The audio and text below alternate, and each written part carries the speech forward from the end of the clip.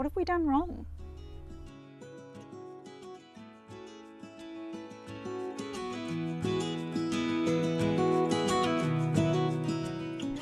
Welcome back to Simply Off-Grid Australia. If you're new around here, we're a family of 6 living in an off-grid property in rural New South Wales.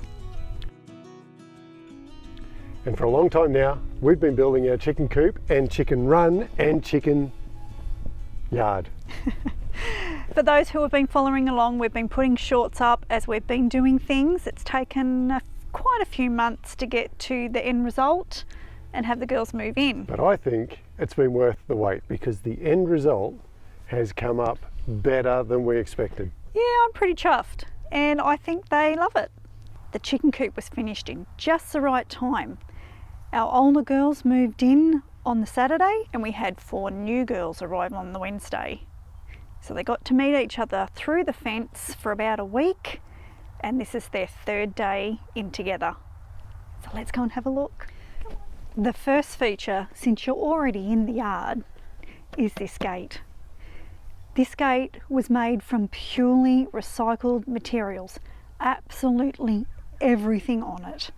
This was an old pallet that was delivered with building material for our house. This lock we found on the side of the road one day.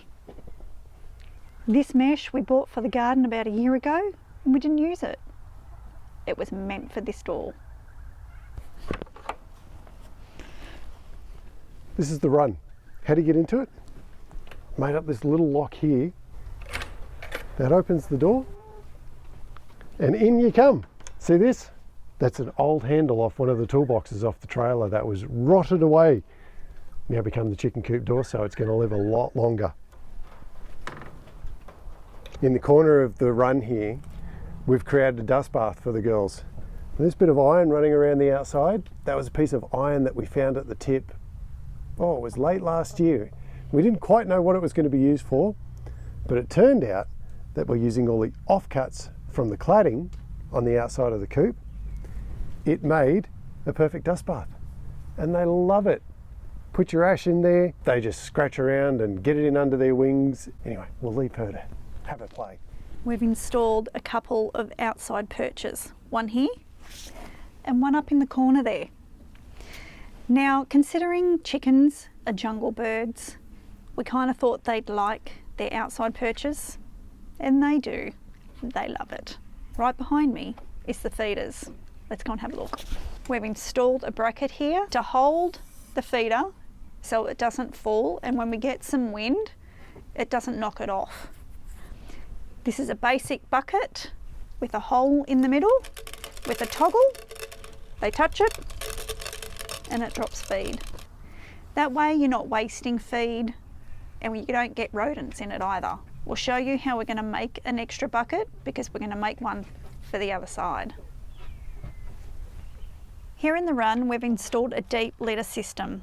So this is about 100 mil deep, and this is again one of our health preventative measures, just like the dust bath. It means they're not walking through their poo all the time, because what they'll do is they'll poo in here and then they'll scratch it around so it's not underfoot all the time. It's also supposed to help with mites and parasites, so you're not having those issues within your run. Now we get to the coop. One of the things that I really wanted to do was make sure we had plenty of ventilation. Chickens cope pretty well in the cold, but I understand that they do not like to be hot. So we've got a window on the other side and this big window here to allow plenty of breeze across the coop. Outside, this is another piece of the metal that we scored from the tip late last year. It went on the outside as cladding. This is all pallet wood, and this is some of the leftover cladding we had from our house. And hey, right beside it, I built a planter box. Again, out of pallets. Why? Why not? Every coop should have a planter box in it.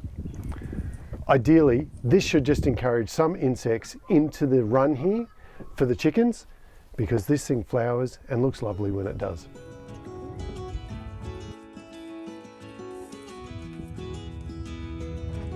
The window is just held in place with a chain and a hook.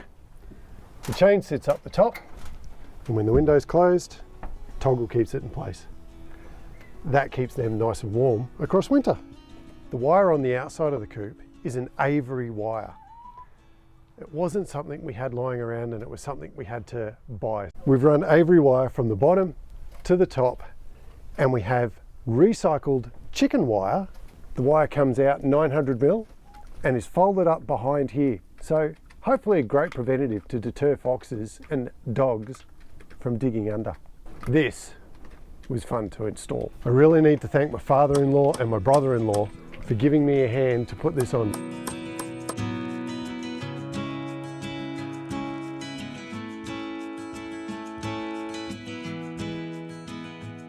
We're on the outside of the coop now, and this is the window that Dan was referring to.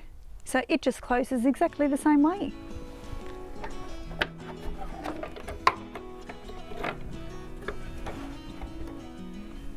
Done. These are our lay boxes. Again, this is all recycled wood. This was old wood from the house, this was pallet wood, and this was old roofing iron again that we got from the tip. Dan's also fabricated some flashing out of some old bits of iron that were around our property. It was an old gutter, Dan's just told me. We did have to purchase 2 of these locks for the outside of the coop. We really want to make sure that the coop is secure. So you just undo that one and undo that one and pull it down. This just makes sure that if any of the chickens are laying, we can close this up so that they can have their privacy. My very clever husband has installed a chain here, so when you open it, it doesn't drop. But if you need to open it further to clean the coop out, just lift it up slightly, drop the chain, and it goes all the way down. You can now clean out the coop. When you're done, lift it back up, put your chain on, and then close her up. One of the other health preventative things that we actually have in the coop here is a bit of wormwood that also helps with mites. This box here is storage for extra hay and their treats, which we're yet to move in. But we've got a question for you. When we first installed the lay boxes, we didn't have any dividers because they were used to just laying in one box. What has happened is they all started laying right here on the end. To encourage them to lay in the other boxes, we've installed some divisions. Do you know what they're doing? Yep, you guessed it. They're still laying in this box. Does anyone have any tips for us to why that might be happening? What have we done wrong? Leave a comment and let me know.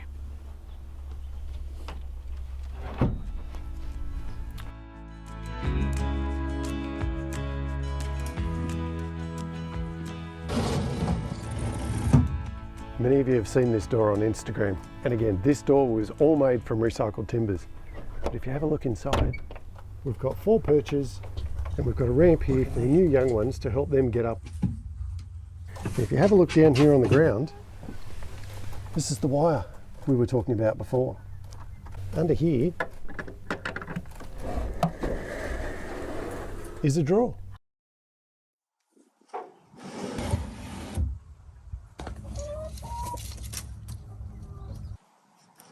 We've put the chicken coop in this area because it's part of our whole veggie garden composting system. So our thinking is, if we put the chicken coop here, right near our veggie patch, our chickens get the excess produce from the veggie patch. They then deposit that underneath and in our drawer as well, that we are collecting their droppings. When we collect their droppings, we then move that straight to our composting system. This is a fairly new composting system because we're actually going to install some bays closer to the chicken coop in the near future. and we're going to make large bays, so it's not really practical to be using pallets for that.